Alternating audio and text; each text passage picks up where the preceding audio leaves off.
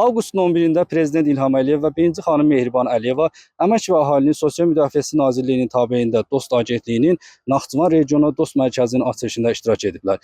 Qeyd edək ki, burada 164 sosial xidmət göstərilir. 117 əməkdaş və 50 könüllünün fəaliyyət göstərdiyi mərkəzdə gündəlik orta hesabla 500-600 vətəndaşa xidmət nəzərdə tutulub. Bu göstəricilər yeni mərkəzin fəaliyyətə başladığı ilk gündən vətəndaşların sosial xidmətlərə çıxışını asanlaşdırılmasında mühüm rol oynadığını göstərir.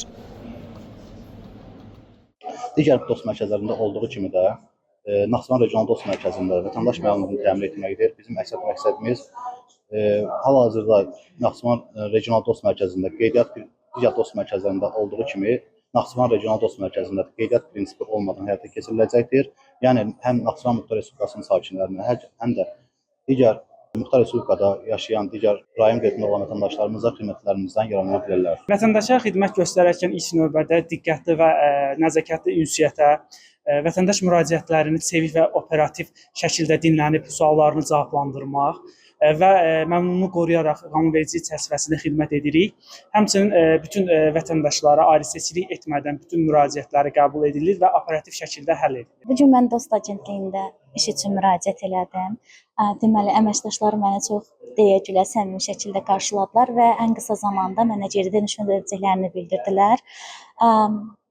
Xidmətdən çox razı qaldım. İstər personal xidməti, istər innovasiyalar, hər biri ən yeni innovasiyalarla təchiz olunmuşdu. Naxçıvan Regional Dost Mərkəzinin fəaliyyətə başlaması Muxtar Respublikada sosial xidmətlərin vahid mərkəzdə, müasir standartlar əsasında və daha əlçatan formada təqdim edilməsinə imkan yaradır. İlk günlərdə qeydə alınan müraciətlərin sayı və vətəndaşların xidmətlərdən məmnunluğu isə mərkəzin qarşıya qoyulan əsas məqsədə, sosial xidmətlərdə əlçatanlığın, operativliyin və vətəndaş məmnuniyyətinin artırılmasına xidmət etdiyini göstərir.